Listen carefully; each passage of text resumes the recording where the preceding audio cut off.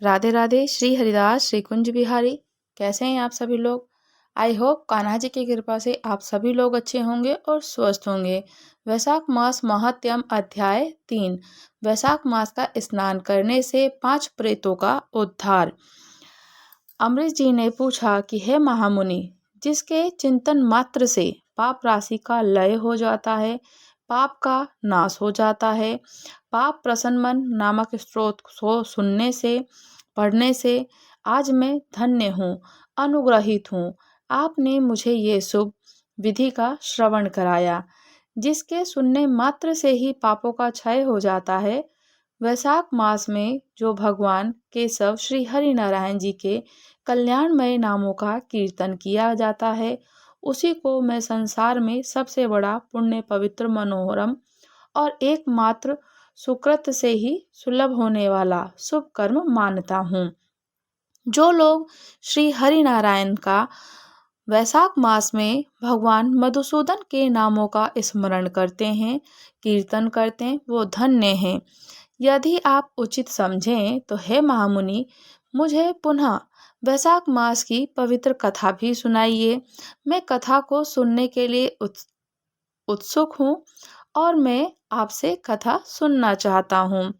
तब सूत जी महाराज कहते हैं, राजाओं में श्रेष्ठ हरि भक्त अमरीश जी का वचन सुनकर नारद मुनि को बड़ी प्रसन्नता हुई।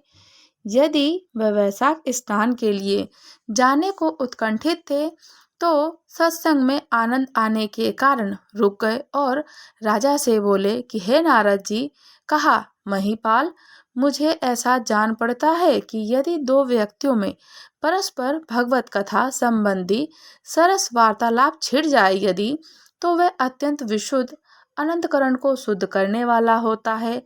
आज तुम्हारे साथ जो वैशाख मास माधव मास की महात्म्य की चर्चा करता हूँ, उसे ध्यान पूर्वक से सुनो। और जो चर्चा चल रही है, ये वैशाख मास के स्नान की अपेक्षा अधिक पुण्य प्रदान करने वाली है, क्योंकि माधव मास के देवता भगवान हरि नारायण ही हैं। उसका कीर्तन, भगवान जी का कीर्तन, हरि नाम कीर्तन, जिसका जीवन धर्म के लिए और धर्म भगवान की प्रसन्नता के लिए जो रातों दिन पुण्य पार्जनों के ही लगाए रहता है, पुण्य कमाने में लगा रहता है, उसी को पृथ्वी पर मैं वैष्णव मानता हूँ। राजन, अब मैं वैशाख स्नान से होने वाले पुण्य फल का संक्षेप में वर्णन करता हूँ। विस्तार के साथ सारा वर्णन तो मेरे पिता ब्रह्मा जी भी स्वयं नहीं कर सकते। तो वैशाख मास में डुबकी लगाने मात्र से ही समस्त पाप छूट जाते हैं। जब भी कोई भी व्यक्ति, साधक, भक्तजन वैशाख मास में गंगा जी के स्नान करता है, डुबकी लगाता है, तो उसके सारे समस्त पाप नाश हो जाते हैं। और पूर्व काल की बात है, कोई मुनीश्वर तीर्थ यात्रा के प्रसंग में सर्वत्र घूम रहे थे।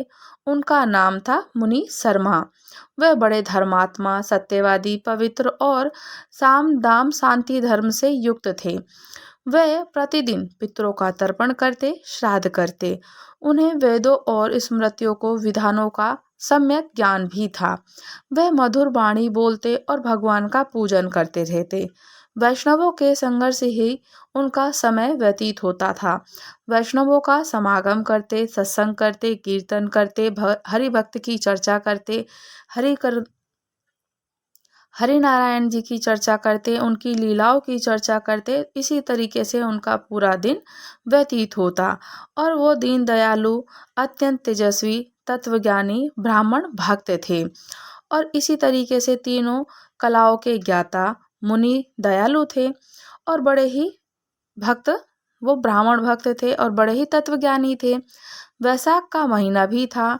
मुनि शर्मा स्नान के लिए नर्मदा जी के तट पर वहाँ किनारे पे जा पहुँचे। उसी समय उन्होंने अपने सामने 5 पुरुषों को देखा जो भारी दुर्गति में फंसे हुए थे।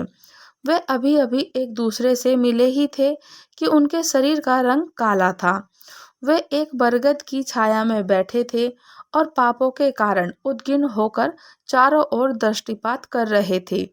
उन्होंने देखा कि हे द्विजेश्वर, जब उन सभी राक्षसों ने देखा कि हे मुनीश्वर, हे द्विजश्रेष्ठ, मुनि शर्मा बड़े ही उनमें विस्मय में पड़ गए और सोचने लगे कि इस भयानक वन में ये मनुष्य कहाँ से आए हैं। इनकी चेष्टा बड़ी दयनीय है, किंतु इनका आकार बड़ा भयंकर दिखाई देता है। मानो कि पाप भागी चारों तो नहीं थे, ये पाप भागी चोर तो थे नहीं, ये बहुत ही अलग ही प्राणी दिख रहे थे, भयंकर प्रतीत हो रहे थे। हे विप्रवर, मुनि शर्मा की बुद्धि बड़ी स्थिर थी और वह ज्यों ही इस प्रकार विचार करने लगे, उसी समय उपयुक्त पांचों पुरुष उनके पास आ गए और हाथ जोड़कर मुनि शर्मा से बोले कि हे विप्रवर, हमें आप कल्याणमय पुरुषोत्तम जान पड़ते हैं, आप कल्याणमय कोई साधु जान पड़ते हैं। कृपया करके, हम दुखी जीव हैं और हमारे दुख का विचार करके आपको बताना चाहते हैं कि हम बहुत दुखी हैं। हे विप्रवर, आप कृपया करके हमारे कष्ट की कथा सुने।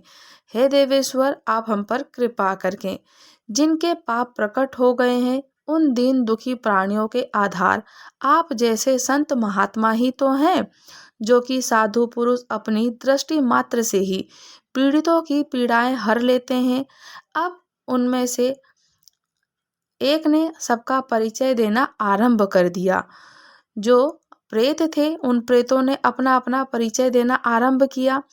मैं पांचाल देश का क्षत्रिय हूँ, मेरा नाम नरवाहन है। मैंने मार्ग में मोहवश बाणों के द्वारा एक ब्राह्मण की हत्या कर डाली। मुझसे ब्रह्मा और मुझसे ब्रह्म हत्या का पाप हो गया है। जो ब्राह्मण की हत्या होती है तो उसे ब्रह्म हत्या कहा जाता है और मुझसे ये पाप हो गया है। इसलिए शिखा सूत्र और तिलक से रहित होकर इस पृथ्वी पर घूमता हूँ और सबसे कहता फिरता हूँ कि मैं ब्रह्म हत्यारा हूँ, मैं ब्रह्म हत्यारा हूँ, मैं ब्रह्म हत्यारा हूँ। मुझ महापापी ब्रह्मघाती को आपकी कृपा की भिक्षा दें, आप कृपा की भिक्षा दें, मैं सबसे ऐसे ही भिक्षा मांगता हूँ। इस दशा में बड़े बड़े मुझे 100 वर्ष बीत चुके हैं। मैं इसी दशा में 100 वर्षों से पड़ा हुआ हूँ और इतना समय बीत चुका है। मैं पाप से जल रहा हूँ, मेरा चित्त शोक से व्याकुल है। ये जो सामने दिखाई देता है, इनका नाम चंद्र शर्मा है। ये जाति के ब्राह्मण हैं। इन्होंने मोह से मिलन होकर गुरु का वध किया, मोह से मलिन हो गए थे और अपने गुरु का ही वध कर दिया। मगध देश के निवासी हैं। इनके स्वजनों इनका परित्याग कर चुके हैं। ये सभी घूमते घामते देवात यहाँ आ पहुँचे। इनके भी ना शिखा है ना सूत्र है, ब्राह्मण का कोई भी चिन्ह इनके शरीर में नहीं रह गया है। इनके सिवा जो ये तीसरे व्यक्ति हैं, इनका नाम देव शर्मा है। ये भी बड़े कष्ट में हैं। ये भी जाति के ब्राह्मण ही हैं, किंतु मोहवश की वेश्या की आसक्ति में फंसकर शराबी हो गए थे। इन्होंने भी पूछने पर कहा कि अपना सारा हाल सच सच कह सुनाया और प्रथम पापोचार का याद करके इनके हृदय में बड़ा ही संताप हुआ। ये सदा मन संताप से पीड़ित रहते। इनको इनकी स्त्री ने, बंधु ने, बांधवों ने, गांव के सभी लोगों ने वहां से निकाल दिया। ये अपनी उसी पाप के साथ भ्रमण करते हुए यहाँ आए हैं और ये चौथे महाशय जो हैं, जाति के वैश्य हैं। इनका नाम विधुर है। ये गुरु की पत्नी के साथ समागम करने वाले हैं। इनकी माता मिथिला में जाकर वैश्या हो गई थी। इन्होंने मोहवश 3 महीनों तक उसी का उपभोग किया, परंतु जब असली बात का पता लगा तो वह बहुत दुखी होकर पृथ्वी पर विचरते हुए ये यहाँ आ पहुँचे। हम में से ये 5वां जो दिखाई दे रहा है, ये भी वैसे ही जाति का है। इनका नाम नंद है। ये पापियों का संघर्ष करने वाले महापापी हैं। इन्होंने प्रतिदिन धन के लालच में पड़कर बहुत चोरी की। पातक को आक्रांत हो जाने पर इन्होंने स्वजनों को त्याग दिया। तब ये स्वयं ही खिन्न होकर देवात यहाँ आ पहुँचे हैं। इस प्रकार हम पांचों महापापी एक स्थान पर जुट हो गए। हम सब के सब दुखों से घिरे हुए हैं। अनेकों तीर्थों में घूम आए, मगर हमारा घोर पातक नहीं मिटा, हमारे पाप नाश नहीं हुए। आपके तेज से उद्दीप देखकर हम लोगों का मन प्रसन्न हो गया। आप जैसे साधु पुरुष के पुण्यमय दर्शन हमारे पातक को अंत होने की सूचना मिल रही है। कोई ऐसा उपाय बताइए कि जिससे हम लोगों के पापों का नाश हो जाए। आप वेदार्थों के ज्ञाता और परम दयालु जान पड़ते हैं। आपसे हमें अपनी उदारता की बड़ी ही आशा है।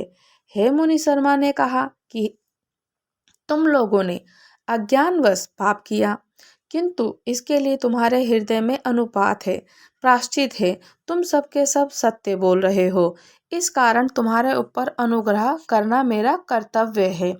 मैं अपनी भुजा ऊपर उठाकर कहता हूँ, मेरी सत्य बातें सुनो। पूर्व काल में जब मुनियों का समुदाय एकत्रित हुआ था, उस समय मैंने महर्षि अंगिरा जी के मुख से जो कुछ सुना वही वेद शास्त्रों में भी देखा है। वह सबके लिए विश्वास करने योग्य है। मेरी आराधना से संतुष्ट हुए स्वयं श्री हरि नारायण ने भी पहले ऐसे ही बात बताई थी। वह इस प्रकार से है, भोजन से बढ़कर दूसरा कोई तृप्ति का साधन नहीं है, पिता से बढ़कर कोई गुरु नहीं, ब्राह्मणों से बढ़कर दूसरा कोई पात्र नहीं, और भगवान से बढ़कर विष्णु से श्रेष्ठ कोई देवता नहीं। गंगा की समानता करने वाला कोई तीर्थ नहीं, गाय दान की तुलना करने वाला कोई दान नहीं, गायत्री के समान कोई जप नहीं, एकादशी के बराबर कोई व्रत नहीं, और भार्या के दृश्य मित्र दया का सम्मान, धर्म और स्वतंत्रता सम्मान कोई सुख नहीं है। गृहस्थ आश्रम से बढ़कर कोई आश्रम नहीं, सत्य से बढ़कर कोई सदाचार नहीं। इसी प्रकार संतोष के समान सुख और वैशाख मास के स्नान के समान महान पापों का अपहरण करने का दूसरा कोई मास नहीं है। वैशाख मास स्नान करना इतना बड़ा शुभ और कार्य है कि बड़े से बड़े पापों को अपहरण करने का इसमें बल है, और वैशाख मास में भगवान मधुसूदन को बहुत प्रिय है। गंगा आदि तीर्थों में तो वैशाख का स्नान सुयोग अत्यंत दुर्लभ है। उस समय गंगा, यमुना, नर्मदा जी की प्राप्ति कठिन होती थी।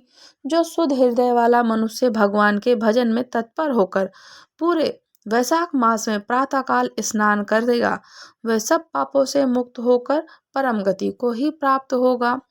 इसलिए पुण्य सारभूत इस वैशाख मास में तुम सभी पातक मेरे साथ नर्मदा तट पर चलो और उसमें गोते लगाओ। नर्मदा जी का जल का मुनि लोग भी सेवन करते हैं, वह समस्त पापों का भय का नाश करने वाला है। मुनि के ये कहने पर सब पापी उनके साथ अद्वितीय पुण्य प्रदान करने नर्मदा जी की प्रशंसा करते हुए उस तट पर गए, और किनारे पहुंचकर ब्राह्मण श्रेष्ठ मुनि शर्मा चित्त प्रसन्न हो गए। उन्होंने वेदताओं के विधि के अनुसार नर्मदा जी के जल से प्रातः स्नान किया। 5 पापियों ने भी ब्राह्मण के कहने से ज्यों ही नर्मदा में डुबकी लगाई, त्यों ही उनका शरीर का रंग बदल गया। वे तत्काल ही स्वर्ण के समान कांतिमान हो गए। फिर मुनि शर्मा ने सब लोगों के सामने उन्हें पाप प्रसन्न नामक स्तोत्र का पाठ बताया और सुनाया। अब तुम पाप प्रसन्न मन नामक स्तोत्र का पाठ सुनो, इसका भक्ति पूर्वक श्रवण करो। मनुष्य पाप राशि से मुक्त हो जाता है। इसके चिंतन मात्र से जितने पापी होते हैं वो शुद्ध हो जाते हैं। इसके सिवा और भी बहुत से मनुष्य इस स्तोत्र का सहारा लेकर अज्ञान जनित पापों से मुक्त हो जाते हैं। जब मनुष्य का चित्त पराई स्त्री, पराय धन और जीव हिंसा आदि और जाए तो प्रायश्चित रूपा स्तुति शरण लेनी ही चाहिए। कहते हैं कि ये जो स्तुति है पाप श्रमण, तो इस तरीके से जो पाप प्रसन्न मन है उसका स्तोत्र का पाठ करना चाहिए, और संपूर्ण विश्व में व्यापक भगवान हरि नारायण जी की सर्वदा नमस्कार, विष्णु जी को मेरा बारंबार नमस्कार। स्तुति कर रहे हैं, मैं अपने चित्त में विराजमान हरि नारायण जी को नमस्कार करता हूँ।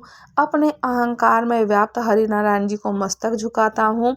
विष्णु जी के चित्त में विराजमान ईश्वर मन इंद्रियों के शासक, अब वह अनंत अपराजित, सबके द्वारा सत्वन करने योग्य, आदि अंत से रहित ऐसे हरि को मैं नित्य निरंतर प्रणाम करता हूँ। जो विष्णु मेरे चित्त में विराजमान है, जो विष्णु मेरी बुद्धि में स्थित है, जो विष्णु मेरे अहंकार में व्याप्त हैं, जो विष्णु सदा मेरे स्वरूप में स्थित हैं, वही कर्ता होकर सब कुछ करते हैं। और भगवान विष्णु जी का चिंतन करने पर चराचर प्राणियों का सारा पाप नष्ट हो जाता है। जो ध्यान करने और स्वप्न में दिख जाने पर भी पापियों के पाप हर लेते हैं। चरणों में पड़े हुए शरणागत भक्त जिन्हें अत्यंत प्रिय हैं, वामन रूपधारी भगवान विष्णु जी को मैं नमस्कार करता हूँ। जो अजन्मा अक्षर अविनाशी इस अविलंब शून्य संसार में हाथ का सहारा देने वाले स्रोतों को जिनकी स्तुति की जाती है, उन सनातन विष्णु जी को मैं प्रणाम करता हूँ। हे ईश्वर, हे व्यापक, हे परमात्मा, अक्षय, हे इंद्रियों के शासन करने वाले अंतर्मयी ऋषिकेश, आपको मैं बारंबार नमस्कार करता हूँ। हे नरसिंह, हे अनंत, हे गोविंद, हे भूतवान, हे केशव, हे जनार्दन, मेरे दुर्वजन दुष्कर्म और दुसंतित को शीघ्र नष्ट कीजिए। महाबाहु, मेरी प्रार्थना को सुनिए। अपने चित्त के वश में होकर मैंने जो कुछ बुरा चिंतन किया उसको शांत कर दीजिए। ब्राह्मणों का हित साधन करने वाले देवता गोविंद, परमार्थ में तत्पर रहने वाले जगन्नाथ, जगत को धारण करने वाले हे जगत के स्वामी, मेरे पापों का नाश कर दीजिए। मैंने पूर्व काल में समय में जिस भी समय में पूर्व में, संध्या में, मध्यम में, रात्रि के समय शरीर, मन और वाणी के द्वारा जानकर या अनजाने में जो कुछ भी पाप किया हो, वो सब कुछ मेरे नष्ट पापों को कर दीजिए। हे पुंडरीकाक्ष, हे जगन्नाथ, हे माधव, इन तीनों नामों का उच्चारण करके उनको मेरे नामों को उच्चारण करो और इस तरीके से पापों का नाश हो जाए। ये सब ऋषिकेश, पुंडरीकाक्ष और माधव, इन तीनों के नामों से उच्चारण करते ही नष्ट हो जाए। हे ऋषिकेश, आपके चरणों में मेरा शरीर का जो मस्तक है झुका हुआ है, पाप नष्ट हो जाए। हे पुंडरीकाक्ष, आपके स्मरण से मेरा मन शांत हो जाए। आपके नाम के कीर्तन से मेरा वाचिक पाप नाश हो जाए। मैंने खाते पीते, खड़े होते, सोते, जागते, ठहरते समय मन, वाणी, शरीर, स्वार्थ और धन के लिए जो भी कुस्ती, योनि और नरकों की प्राप्ति करने वाला महान थोड़ा पाप किया हो, वो सब भगवान वासुदेव नाम के उच्चारण से ही सब नष्ट हो जाए। जिसे परम ब्रह्म, परम धाम और परम पवित्र कहते हैं, वह तो भगवान विष्णु ही हैं। भगवान विष्णु जी का कीर्तन करने से मेरे जो भी पाप हैं वो नष्ट हो जाएं। जो गंध और परमर्श स्पर्श रहित हैं, ज्ञानी पुरुष हैं, जिस प्रकार इस संसार में नहीं लौटते, वह विष्णु जी का परम पद होते हैं। सब मुझ पर पूर्ण स्वरूप से प्राप्त हो जाए। ये पाप प्रसन्न मन नामक स्तोत्र है। इस तरीके से हरि नारायण का उच्चारण करें, इसका स्तोत्र करें, पाठ करें, श्रवण करें। जो मनुष्य इसे पढ़ता है, सुनता है, सुनाता है, वह शरीर, मन और वाणी के द्वारा किए हुए पापों से मुक्त हो जाता है। इतना ही नहीं, वह पाप ग्रह आदि के भय से भी होकर विष्णु के जो परम पद को ही प्राप्त होता है। यह स्तोत्र सब पापों का नाश कर कर पाप राशि का प्रायश्चित है। इसलिए श्रेष्ठ मनुष्य को पूर्ण प्रयत्न करके इस स्तोत्र का पाठ अवश्य करना चाहिए। वैशाख का स्नान करना चाहिए। इस स्तोत्र के श्रवण मात्र से ही पूर्व जन्म और या फिर इस जन्म के किए हुए पाप तत्काल नष्ट हो जाते हैं। इस स्तोत्र के पाप रूपी वृक्ष के लिए कुठार और पापमय ईंधन के लिए दावानल, पाप राशि रूपी अंधकार समूह का नाश करने के लिए स्तोत्र सूर्य के समान माना जाता है। मैंने संपूर्ण जगत पर अनुग्रह करने के लिए इसे तुम्हारे सामने प्रकाशित किया है। इसके पुण्यमय महात्म का वर्णन करने से स्वयं श्री हरि नारायण भी सामर्थ्य नहीं रखते हैं। उनके में भी इतनी सामर्थ्यता नहीं है कि वैशाख मास का और इस तरीके से पाप प्रसन्न मन का स्तोत्र पाठ को करके जो भी व्यक्ति पाप से पापी होता है, उनके पाप नष्ट हो जाते हैं। वैशाख का स्नान करें, श्रवण करें, वैशाख की कथा महात्म्य को पढ़ें। वैशाख स्नान करने से ठाकुर जी को बहुत प्रसन्नता होती है। वैशाख स्नान का महत्व ही बहुत अधिक है। वैशाख का स्नान करने से हर किसी को जो पाप, पुण्य, दान, दक्षिणा, सारे काम हमारे जितने होते हैं, हर प्रकार से मनोवांछित फल की प्राप्ति होती है। वैशाख मास महात्म्य अध्याय 3 समाप्त हुआ। राधे राधे। श्री हरिदास श्री कुंज बिहारी। अगर आप लोग हमारे चैनल पर नए हैं तो चैनल को लाइक शेयर सब्सक्राइब करना बिल्कुल ना भूलें। और वैशाख मास का स्नान करना भी बहुत बहुत पुण्य फल की प्राप्ति है। वैशाख मास का स्नान अवश्य करें। अगर आप कोई भी किसी भी अपनी सामर्थ्य के अनुसार पुण्य करते हैं या कोई दान करते हैं, जप करते हैं, होम करते हैं, इस महीने का जितना अनंत पुण्य फल होता है वो अक्षय हो जाता है। 1000 अश्वमेध यज्ञों के पुण्य फल की भी प्राप्ति होती है इतना दान पुण्य करने से, स्नान करने से। राधे राधे। श्री हरिदास श्री कुंज बिहारी।